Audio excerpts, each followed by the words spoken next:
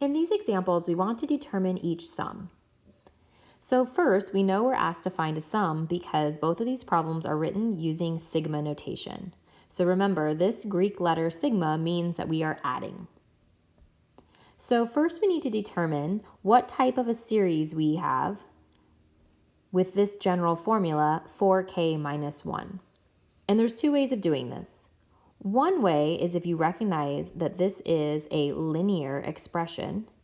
So think of it graphically. If you were to graph the function y equals 4x minus 1, the graph would be a line.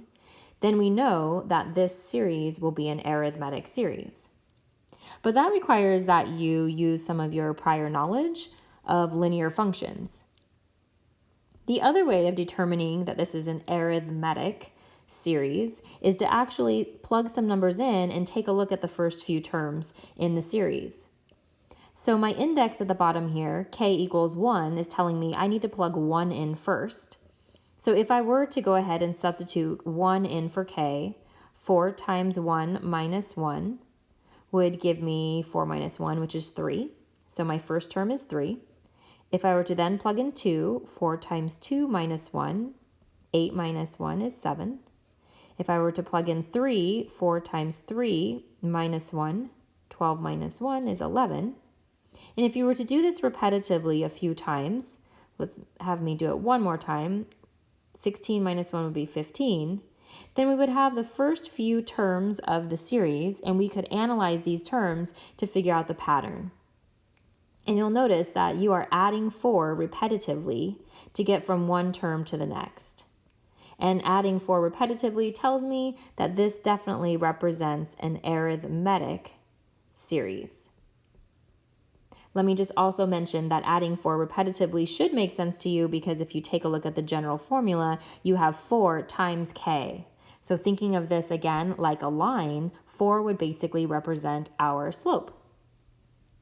So the reason it's important to determine whether or not the series is arithmetic or not is because we have a nice formula for the sum of arithmetic series. And that formula is S sub n is equal to n, which is the number of terms, times a sub 1, the first term, plus a sub n, which is the last term, divided by 2. And we can only use this summation formula if we are guaranteed, we know for sure that this series is going to be arithmetic. So in this case, we need to start by figuring out how many terms we have. So if we're starting with k equals 1, and going to 29, that would be a total of 29 terms.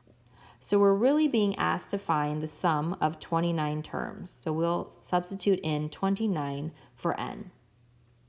Then if we substitute 1 in for k, we already showed that. If I substitute 1 in, 4 times 1 minus 1 gave us that our first term was 3. Then we want to add that to the last term of the sequence, which is going to be found by substituting in 29 into our general formula. So that would be a sub 29, which is 4 times 29 minus 1. 4 times 29 minus 1, I believe, is 115. So this means the last term of the sequence is 115, and then we divide this all by 2. And from here, totally fine to grab your calculator to do this computation. But let me pause really fast and just remind you, when we look at this summation formula for an arithmetic series, another way of thinking of it, if you think about adding the first and the last terms and then dividing by 2, it's really the same as finding the average of the first and the last terms. So sometimes that's a helpful way of remembering this formula. It's really the average of the first and the last terms multiplied by n, which is the number of terms. So once you crunch these numbers, it appears that our summation will equal 1,711. So think about how much time we just saved. Rather than actually writing out all 29 terms and then adding them all together, using this formula is a much more efficient method. Let's look at our next example. Now this one is a little bit more advanced because you'll notice that we're not starting at 1. Look at the index in this case. This is telling us to start at n equals 3, and then we end at n equals 7. So we need to think about this a little bit more. This is telling me I need to plug in 3 first, and then I'm going to plug in 4, and then 5, and then 6, and then I'll stop once I've plugged in 7. So if you think about how many times we're actually going to do the computation and add these up, this is a total of 1, 2, 3, 4, 5 computations we're going to do, meaning we're really going to be creating a series that has 5 terms. Starting at 3 and counting to 7 gives you a total of 5 numbers. 3, 4, 5, 6, 7. There's 5 numbers there.